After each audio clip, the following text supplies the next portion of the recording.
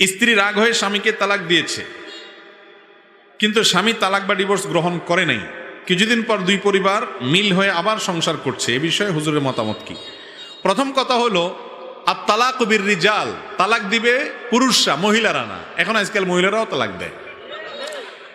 মহিলারা অর্পিত তালাক গ্রহণ করতে পারে, স্বামীকে তালাক দিবে না। কোনো মহিলা যদি তার স্বামীকে বলে তোমাকে আমি তালাক দিলাম, 1 তালাক 3 তালাক আরো কিছু বলে, কিয়ামত পর্যন্ত এইভাবে, এই ভাষা খেয়াল করেন, এইভাবে যদি বলে স্ত্রী স্বামীকে যে হে স্বামী তোমাকে আমি ডিভোর্স দিলাম, তালাক দিলাম, তালাক হবে না।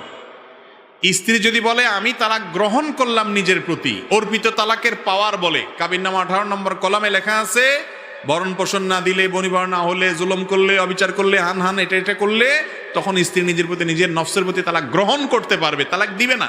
এখানে মায়ের প্যাচ আছে। এই জন্য তালাকের মাসআলা কোনো আলেমের কাছ থেকে এইরকম কোনো প্রশ্নোত্তর থেকে শুনে